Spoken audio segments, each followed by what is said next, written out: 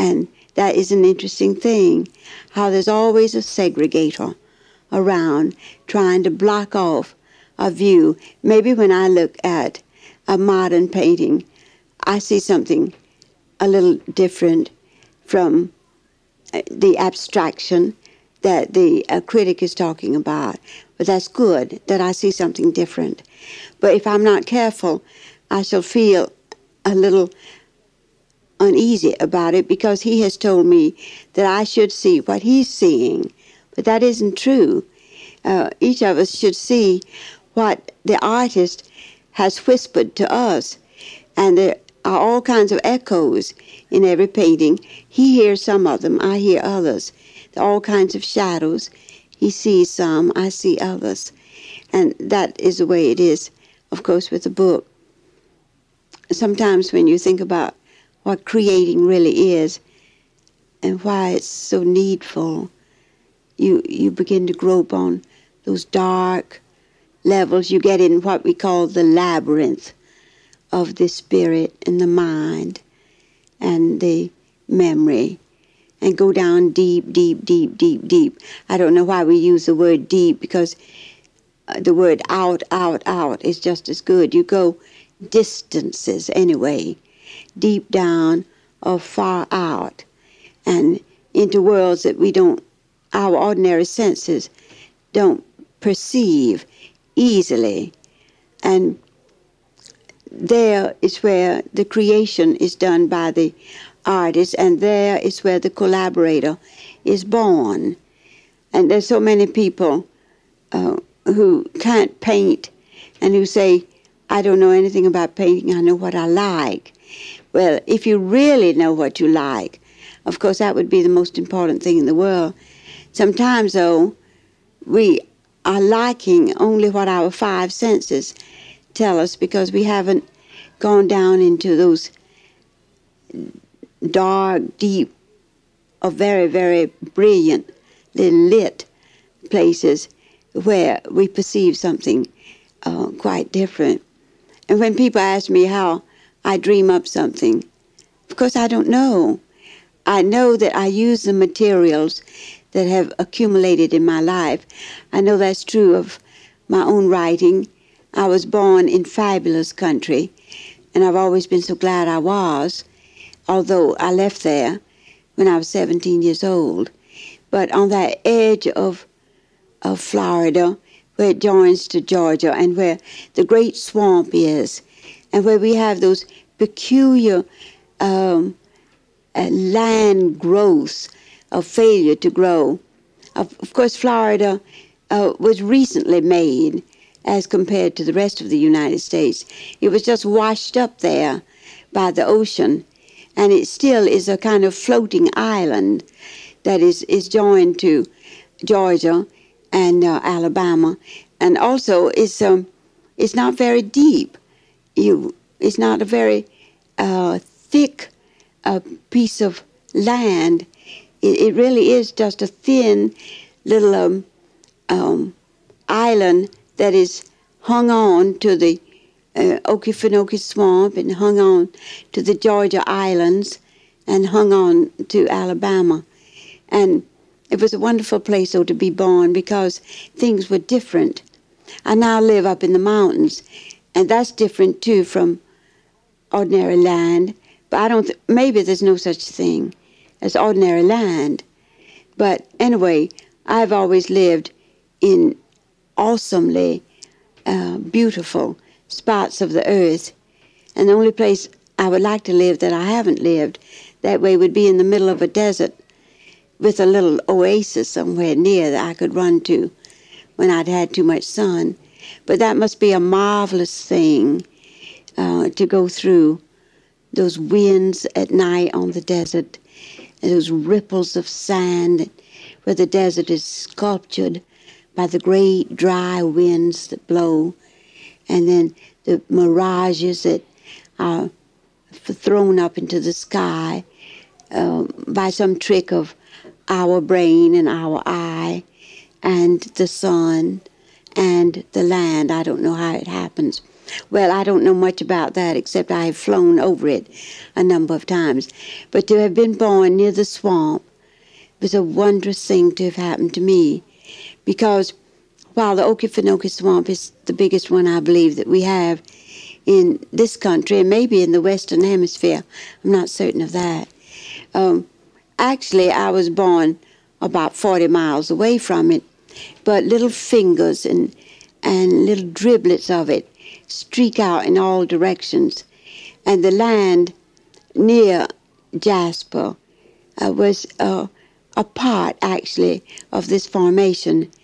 There were lakes and ponds around, and there was one we called Shaky Pond. We'd go there for picnics, Sunday school picnics. When I say the word, I see all kinds of images of beautiful damask linen tablecloths spread on the ground, and with sand spurs almost poking up through it, and on it spread a dozen different kinds of cake, and baked ham, and roast chicken, and fried chicken, and sometimes even fried fish, and deviled eggs, and all kinds of sandwiches, and chicken salad, and ham salad, and salmon salad, and all the different kinds of salads that our mothers and grandmothers had learned to cook down in that area of our country. And that would be fun.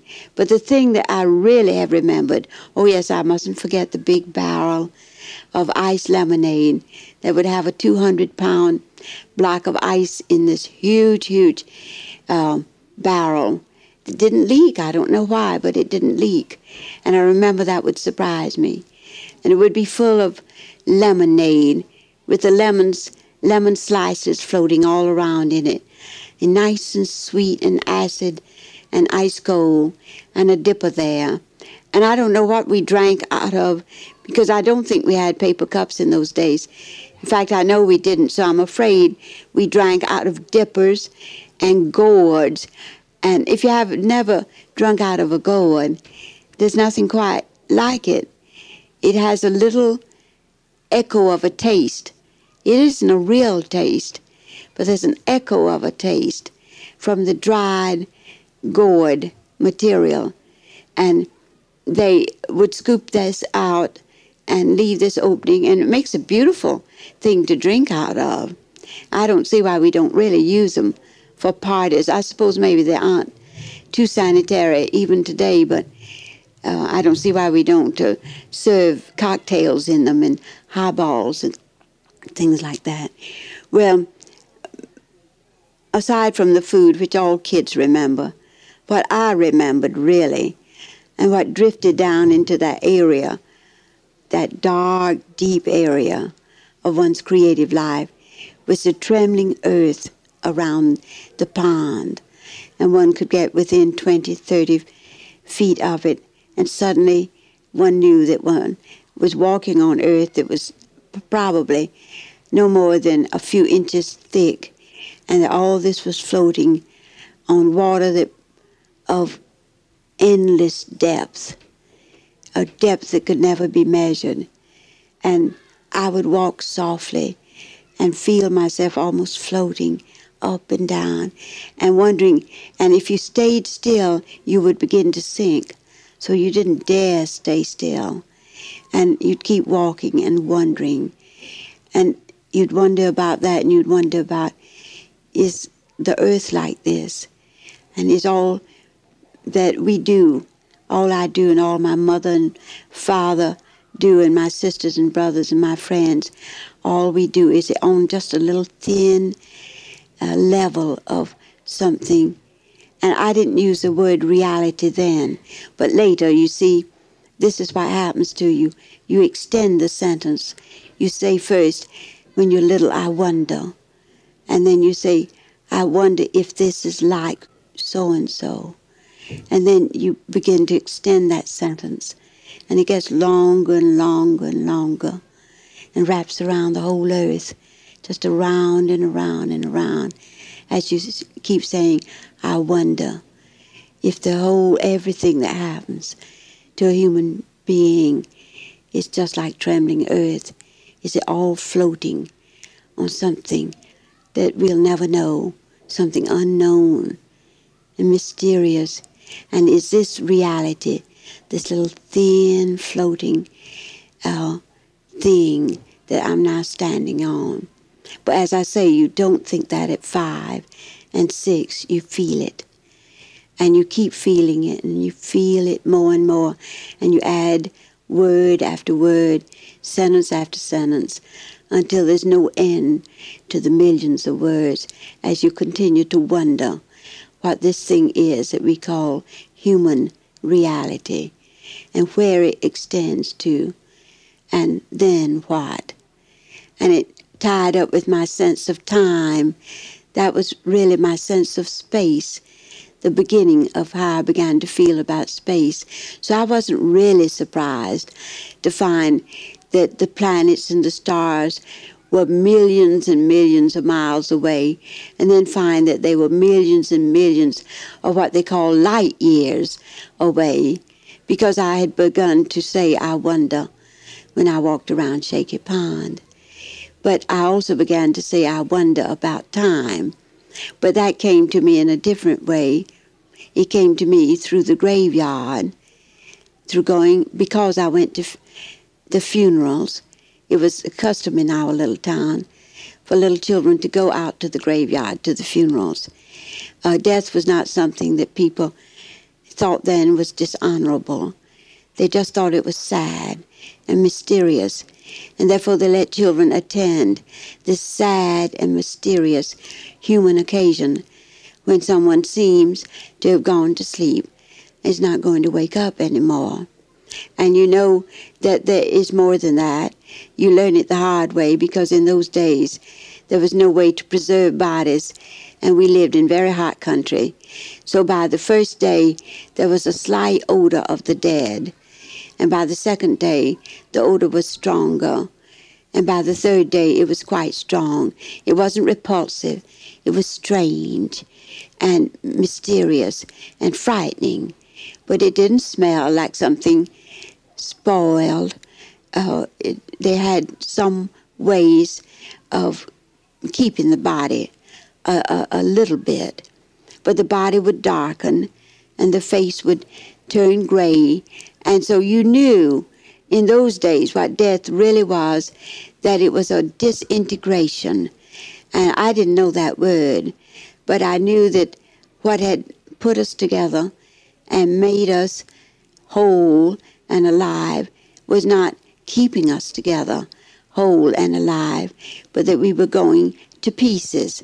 And it frightened the very life out of me, almost as a child. But at the same time, it didn't do to me what it has done to many children of today, make them feel that it doesn't really happen and doesn't have to happen. We knew that death, we knew more about death than we knew about birth, much more, which is, of course, due to our Puritan upbringing. Ridiculous that we were made so ashamed of birth that we couldn't even ask questions about it, while we were invited in to watch death take its full effect on the person who had once been alive. But I think this is when I began to think of time, when someone would die, and I would hear that beautiful, beautiful liturgy of the dead, which the Episcopal Church has, and which the Methodist Episcopal Church also has. And then you come to the dust-to-dust part, which seemed elegantly beautiful to me as a small child. And so I tied up death and poetry together as being almost equally wondrous. I was afraid of death. I was not afraid of poetry. But somehow they had much to do with each other, much to do. And so I began to think about time and why a life ends and what eternity means. And of course, I drove everyone crazy when I was about 9 or 10 years old with my questions, my existential questions. I didn't know that word, and at that time. But I asked those questions every day. when does eternity end? And my Sunday school teacher finally told me that if I couldn't stop asking that question, I couldn't come to Sunday school anymore, that she just couldn't bear it any longer. And poor dear, what could she have to say to those two big eyes looking at her? Because they weren't going to accept any easy answer, and she knew it. And who has ever been able to answer that question about time and eternity? No one could read my books without finding these early signs of my childhood: the trembling earth, the moss swinging on the trees and making strange shadows, the enormous size of the trees, so that you knew a lot about age and years and hundreds of years, all of that.